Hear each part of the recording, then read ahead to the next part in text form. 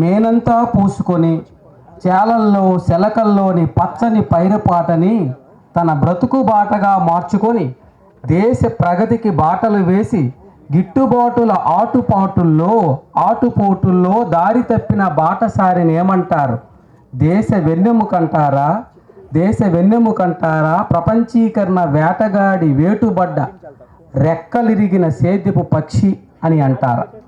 పెద్ద పెద్ద లోహపు బోతాలు తాపంతో రగులుతున్నా, ఊపిరి నాపేసే పొగలు కక్కుతున్నా, వెన్నును జున్నులా కొరుక్కు తినే చలిపులి కోరల్లోని చాలని జీతపు జుబ్బాలో బక్కపలచని దేహం బడా పొట్టల లాభాల దాహానికి ఏమార్చబడి తన స్వేదమే కాదు నెత్తురు సైతం నీరుగా మార్చి నీరుగారుతున్న అవస్థల తీర్చి అభివృద్ధి తీరాన్ని చేర్చే శ్రమైక జీవన సౌందర్యాన్ని ఏమంటారు?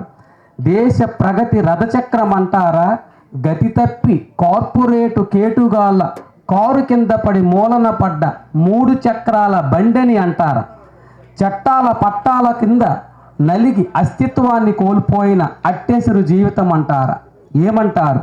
హక్కులు రెక్కల్ని విరగ్గొట్టి ప్రశ్నించే పావురాల గొంతుల్ని నుసిమి హేతువాదాన్ని పిడివాద బాకుతో పొడిచి అశాస్త్రీయ అత్తరు పులిమి దానికి సాంప్రదాయ బట్టలు తొడిగి ఛాందసవాదం చాప కింద నీరులా చేరి వ్యవస్థలన్నింటినీ చాప చుట్టిస్తున్న వేళ ఈశాన్య ఋతుపవనమే తన కంట నీరే సాగినా ఆగని అడవి పూల నగ్న జాతరని పచ్చని బట్ట కప్పుకున్న అడవి తల్లి చీరను లాగి తన గుండెను గుత్తజట్టిగా అమ్మేసే పరిస్థితిని ఏమంటారు?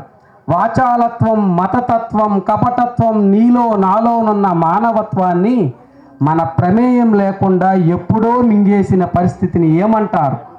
పురోగమనం అంటారా? తిరోగమనం అంటారా?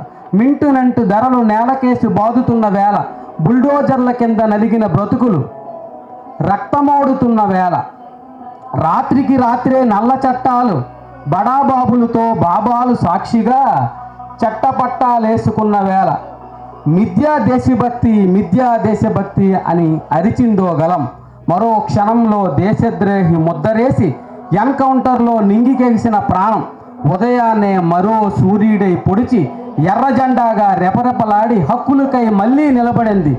మరిన్ని చేతుల్ని సంఘటితపరిచి అరుణ కిరణ పుంజాలుగా శ్రామిక సాహిత్య వేదికకు ఇలా హాజరైంది. ధన్యవాదములు.